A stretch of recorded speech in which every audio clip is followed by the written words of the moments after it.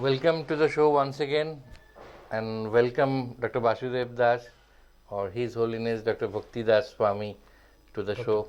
Bhakti Vasudev. Bhakti Vasudev Das. Last time it was actually fascinating talking to you on subjects concerning financial frauds and all that. I'm sure this one is going to be even more interesting because we are going to talk about another topical things. Okay. In this show will be telecast simultaneously in India and Bangladesh, and both these countries, they are now, the development of startup ecosystem is like mushrooming, is like growing by leaps and bounds. Many young generation people, they are, instead of getting into the salaried job, they are preferring or opting for creating their own outfits or startups. So since you also teach management and management science, I would like to know from you that startup ecosystem or the startup culture, how is it different from the Western world and its counterparts in India, Bangladesh, Pakistan, and other neighboring countries? Yeah. Thank you very much. This is a nice, intriguing question. Now, what happens with a business is such that they have business setups or startups. There's a commonality in the whole global village, and one of those primary elements is that the investor has to understand that he or she is initiating a positive commercial change, and there are elements that are required for that change initiative to be successful. Now, the difficulty in startups is that in most cases people, whether it's in America or in India, in most cases people do not make any feasibility study of what they want to embark on.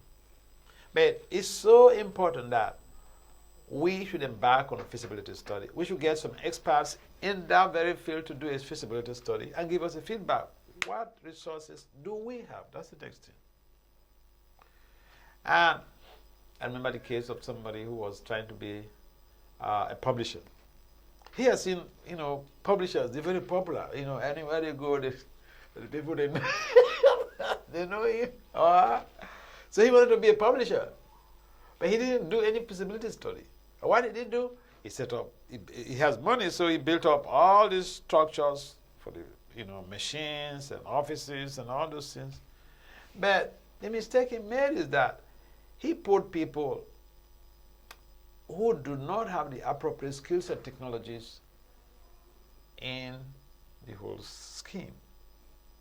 And therefore, like he brought his, his friends, family members who do not perhaps have any skills in that very field, and they ruin his business. And also, like in publishing, you have to expect that you will not gain any profit for like 5 years. He didn't take that into consideration. He was just, in America we say, quick fix. He was just after getting the money, getting the results right now. But different startups have different settings, and you should have different expectations in different cases. So, like in the current situation where a number of people, like in India, Indian education system is such that there is so much of emphasis on engineering and commerce. And so a number of these young people, when they finish their MBA and all these things, I remember I was speaking with one girl in one of these cities near Delhi. And then she's finished her MBA. So I said, what do you want to do? She said she wants to set up her own business. Okay. The important thing in setting up your own business is that you have to really get expertise, because you may have the appropriate degrees or the skills to manage the business, but the point is that you are initiating a commercial change, and you have to get some change catalyst, someone who is expert in change leadership, change management. In most cases, people neglect this. I've seen that in most of the organizations that I've been working with, most of the people I've been working with, they have good ideas, but they don't have understanding, or they don't seem to understand that managing or leading, initiating the change has a particular procedural methodology. You may have all the money, but you need to follow that procedure for one step to the other so that you can sustain your energy, you can sustain a balance, you can maintain a good fortune in your investment. Otherwise, that's what we call, what is this? Sunk cost fallacy. And sunk cost can cause so much of trouble to people because they get attached to their emotions, their feelings, and then this drives them crazy. And then they also fail to make a strategic plan about the future because they're just, willing drown. And so it is important for people to understand the nature of startups, what challenges you may face there, and what expertise you really need to be able to help you to grow that startup. If you say you want to do everything by yourself, you want to be the CFO, you want to be the general manager, you want to be the, the office clerk, it wouldn't work. So I will basically advise that people... This jack of all trades strategy will not work. Yeah. I will advise that people who want to get into, startups, in fact, it's a good team. I like people who want to do their own business. Why? Because it gives you time for you to have a free thinking, and it gives you time to be able to have quality time with your family, with friends, and if you are involved in some spiritual practice, it also gives you time for your spiritual practice. The opposite is the case when you work for somebody. You work according to their time, not your time. So when you have your own investment, it gives you the opportunity to be able to create a viable future for yourself. And then you can invest more in that and create great fortune for yourself in the future. But it takes there's a lot of implications in a startup. And therefore, these implications are it's a common denominator, whether it's in the Western countries or whether it's in developing or whatever countries, there are implications. And people who are investing should understand the implications and get the appropriate skills and technologies to utilize in their investment to grow that company, not just to survive. There's a difference between surviving and growth. So there has to be a method in the madness to create something. Yeah, method has to be there. And there are models for leading the change. For when you initiate the change, there are models, practical models of how you can go about that change initiative and achieve your result, attain your goal. And if even after attaining your goal, your business is established, you need another step. And what is that? To maintain or to manage that change. So there are two things there: leading the change, initiating the change, leading the change, and managing the change. Now, if you don't... both are equally important. The three of them are imperative. They are prerequisites. You can't leave one out of the spectrum. And so, investors should understand the science of investment, and they should understand the technical know-hows of initiating the change, how to lead the change, and how to maintain or to manage the change. So many times, many startups, they lose some, very important time, which is very crucial for any startup, by chasing money. But you need to have money at the same time. You cannot do away with it. Yeah. So how to strike a balance when you have to chase money, and at the same time you cannot go on losing your vital time. Yeah. You need money. You need to chase money, but you need to also maintain your business. And you can just do that very well by establishing a very good relationship with those working with you. You should make those working with you to feel that that business is their father's business or is their business. And therefore, if even you travel out for months chasing for money, your business is still going, your investment is still going to be growing. Now, if the person involved, say the CEO, is either too tolerant or too harsh, I'll give you an example. So there was somebody, he was actually practicing spirituality. So at that time I was active on Facebook. And so he asked me a question because I used to post some leadership and management issues or things on my page. So this guy, I don't know him, but he just sent me an inbox me asking a question about somebody in his company who is like toxic or who is not cooperating. What should he do? He's afraid he doesn't want to offend somebody. So I told him, yes, this is a good point, but as this the chief executive of the company, you have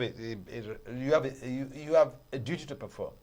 Now I said, call this guy or this lady, whatever the person may be, call them privately to your office, speak with them, let them know what he or she is doing is not to the best interest of the company, and it violates the grand norms of the company, so that they know what they're doing is not favorable to the company.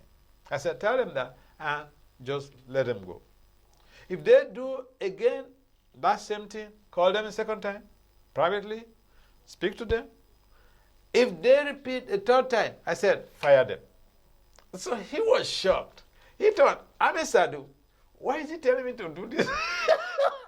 I said, I'm not talking to you as a sadhu. I'm talking to you as a management scientist. This is how businesses are maintained. This is how businesses are grown.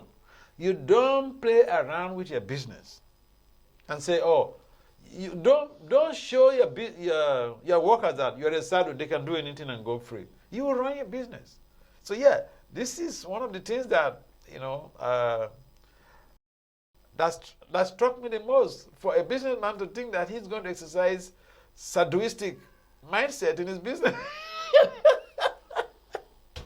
So you can run your business and still be a saint. But many times people say that you have to be ruthless while you're running a business. No. So is there a human face to it as well? No, you cannot be ruthless when you're running the business.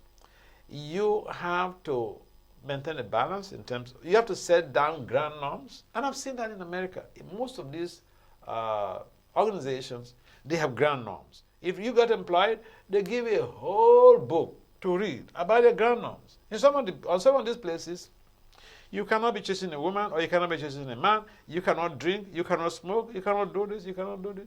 And if you violate any of those grand norms, you will be censored. If you do it like, they have their own system. If you do it like 2 or 3 times, they could fire you from the company. Or some companies, they just do once, they fire you. So the ground norms are there, and everybody who is coming to the company should read the ground norms. That is the guidepost for everybody. That's the guidelines for everybody. Everyone has to follow those guidelines. And if anybody violates those guidelines, anybody can come to report to the director that, see, this person did like this or that, like that. So you can be harsh, but there should be guidelines known to everybody, and everybody becomes a participant. What I would call participative leadership. Participative leadership implies that you have created a ground norm, everyone knows about the ground norms, everyone works towards fulfillment of those ground norms. And the leadership does not really have to bog themselves, because everybody knows what they need to do, their job prescriptions and whatever. So in that way, you don't exercise harshness on people, because when you're harsh on people, you get some reactions too. We should be careful, whether you're a spiritual leader, a business leader, we should be careful. People working with us are not, they're not donkeys. They're human beings. According to the American Psychological Science Association, when we hurt someone, we have committed violence. And violence is against the spiritual laws, against the laws of nature. It's against even the Constitution. So a police, you may not be checked by any police guy, but you hurt somebody in your organization just because you're the boss and you can just be harsh and do anything you want. No, you get some reactions, and that is also how some people fell from their positions in their companies. Yeah. That's true. In Bengali also there is a saying that দণ্ডিতের সাথে দণ্ডদাতা কাঁধে যাবে সমান আঘাতে সর্বশ্রেষ্ঠ সে বিচার, which means with the convict, when the judge is equally painful by pronouncing his judgment, he should have the same kind of feeling, same kind of pensive feelings deep inside. Sure. Then that is the right kind of judgment. Sure. That's how it works. And the next thing is in case of startups, there are often a kind of chicken and egg problem. So you need money for doing this. But the money will come only if you do this. So which one should come first? The money or the other kind of, say you need to create, first you need to have a bright idea, then you need to have a good team, then you need to have a SOP kind of thing, standard operating procedure, to execute the plan. Yeah. But for doing all this, you need money. And unless you do this, the money won't come. So it's a kind of chicken and egg problem. Yeah. So here is the response to that. That if I mentioned this in the early part of our discussion, that before you start an investment, you say a business, make a feasibility study. Know how much money you will be needing for the next 5 years to be able to sustain this business, to stabilize it, because issues of money will be coming. Now, if you just take heed to that and you establish a foundation in terms of your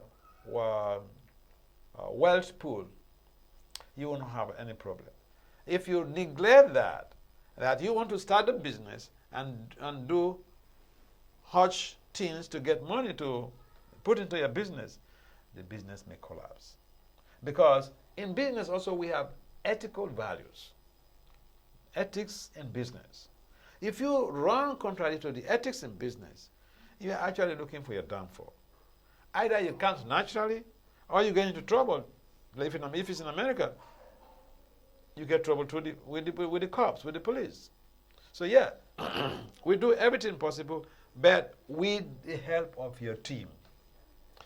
The founder of the organization or the CEO cannot do everything by themselves. They need a strong team.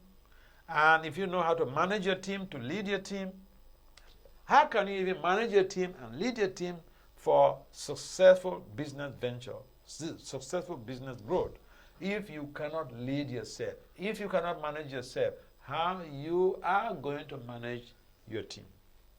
This is what is left out in most cases. Even in government setting, countries, nations, people want to become president of a country, but they fail to lead themselves. They don't have the skills of self-leadership. They want to manage a big corporation, but they can't manage themselves. So that's ironical. And that creates a downfall for the organization. Many organizations face their Waterloo because of the fact that the person who is at the helm of affairs is not able to manage themselves. Or the person at the helm of affairs is not able to lead themselves. And so this creates a lot of conflict, and people become disemphasized or disinterested in sustaining the energies of involved with the development of that setup or that startup. And so it is important that we know that business growth is a teamwork. It's not just a single person's adventure. It's a teamwork, and therefore we should train the members of our team. People come into our organization, we should give them some orientation program so that they can really function very well, even in the absence of their boss. Without proper training, it becomes a problem. Then they will seem to be working very hard when the boss is there, and when the boss leaves, then you know what I was. Nothing.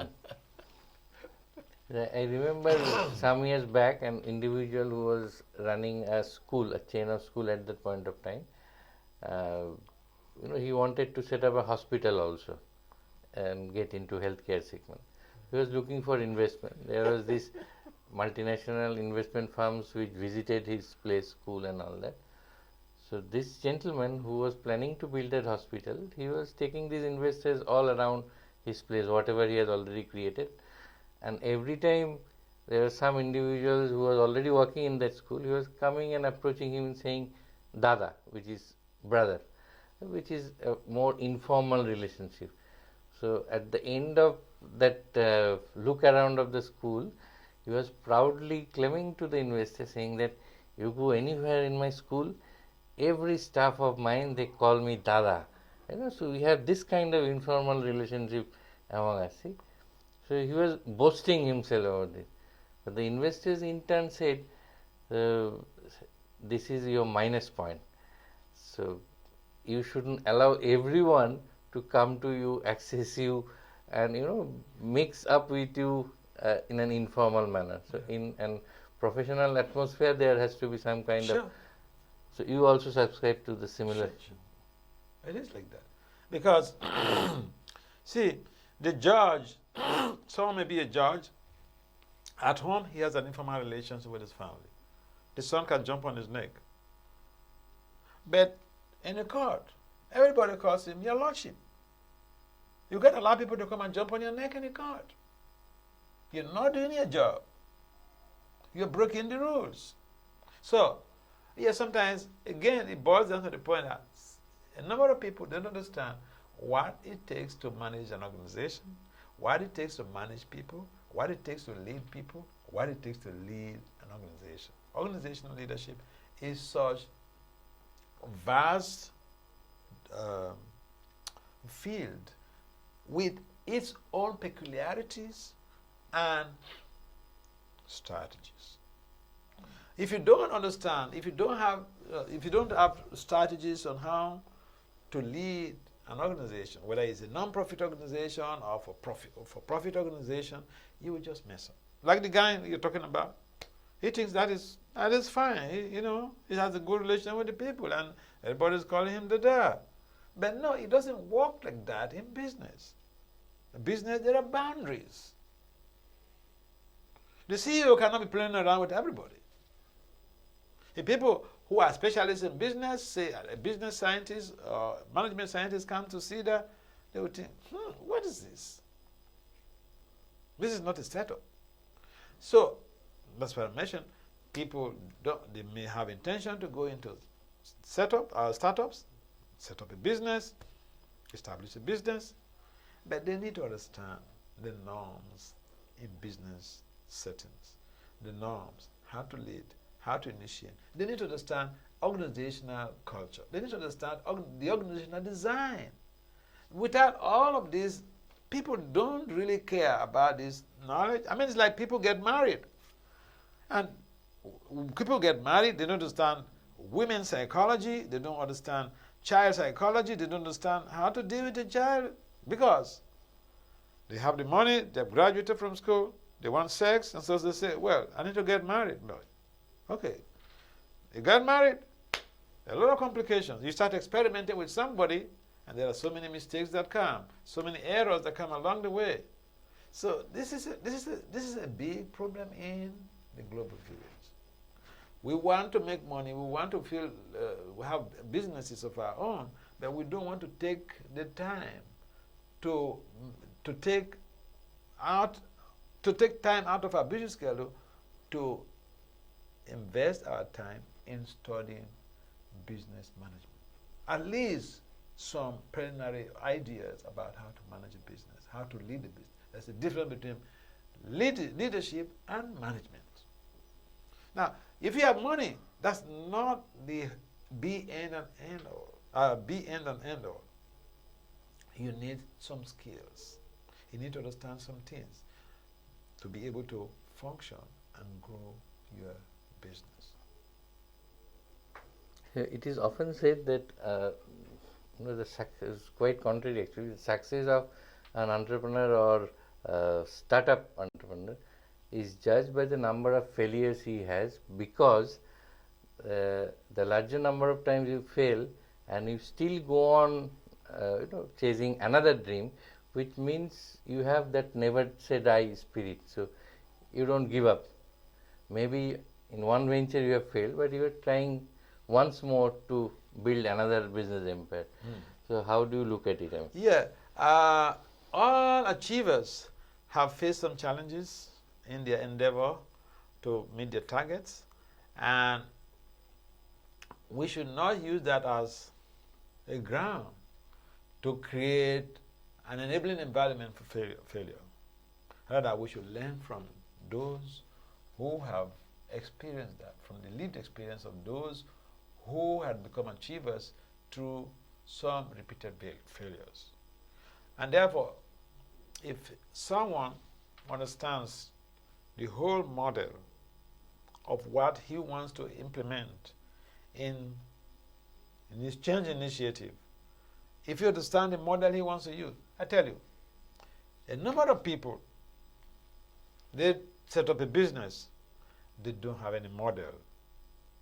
You ask them, what is the model, or what is the leadership model you're using in this in your business, in your organization? They say, we don't know. We don't know. And that is very bad. So then people, because there are different ways to lead organizations. If it's a non-profit, there are set down leadership models that you have to use in that process. If it is a for-profit organization, there are different leadership models that you have to use to maximize, results.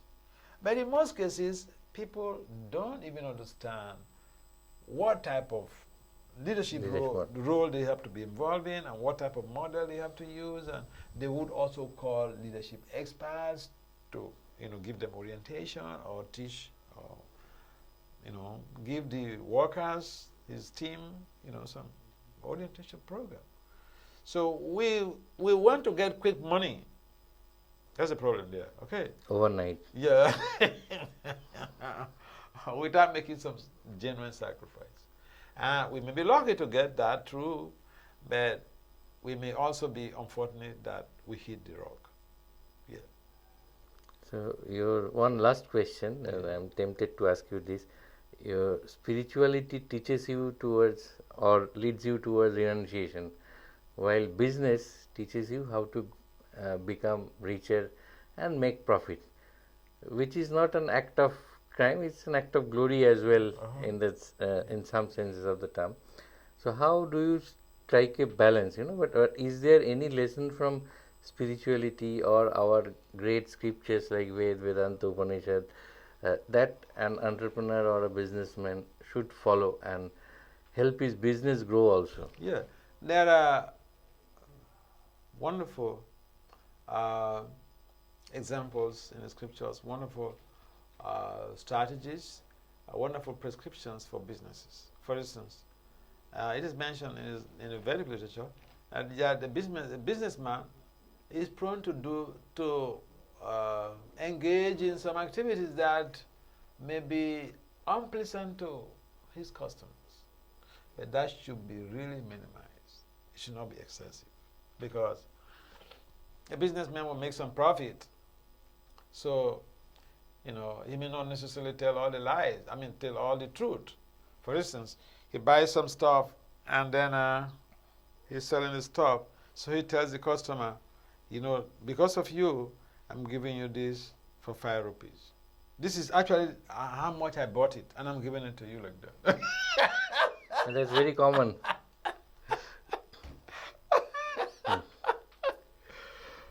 And sometimes they say, I'm selling it at a loss. At a loss, yeah. So this is there, but we should not deliberately cheat somebody. Because when we cheat somebody, the person gets hurt, we get some reactions. Business is difficult to avoid some type of element of untruth. Because, the person who says, because he wants to sell the product, he says, because of our relationship, I'm giving you this exactly the amount I purchased it. But it's not true, you know. So some of the things are a little bit very practical. They want to, they have to make some profit. So, but then when it's excessive, it brings some terrible reactions. Yeah. Or I'll give you an example of what happens in some countries, that teachers are not even being paid. Now the people at the helm of affairs, the money is given to them. They're not delivering the money to the teachers. They invest the money in business. And then the teacher have to stay on. I don't want to mention countries, but I've seen this, okay? As I travel around, I've seen this. That the teachers are not paid for like 6 months. So the whole of that money, the guys have collected, the top notchers, they've collected the money. They use it, they invested in some, you know, for some profit. And then after 6 months, you know how much, if that amount is, the money is in millions, you know how much it could yield. So this is going on, and this comes with terrible sinful reactions. If the government does not provide the money, it's a different thing. The money is some top-ranking guys, and they're using it for some investment, and the teachers are languishing in poverty. They can't even maintain their families. They can't take care of their families. They can't fend for their families. So these things also go on this globe, I mean, on this planet. And it's sad. This is the type of business mentality people have, but they are supposedly working in an office as, as charters. They're not supposed to be working in an office for the government as charters. They should just get involved in business. But there are we call this, you know, square pegs in round holes, you know. So this is really saddening, but again, it's very rampant in developing countries. So yes, there are ways that we cannot really run away from untruth in business, but when we grossly cheat people, that violates the business ethics, then we get some reactions. So that guides the intelligent businessman on how to operate his business, and he does not. He has a boundary, and so he does not cross that boundary. And the customers and the businessman, they grow progressively. They become friends. It was indeed a pleasure talking to you and enlightening too. I'm sure we'll get many more opportunities to talk to you on different other subjects and topics as well. Thank you so much for joining us. My pleasure.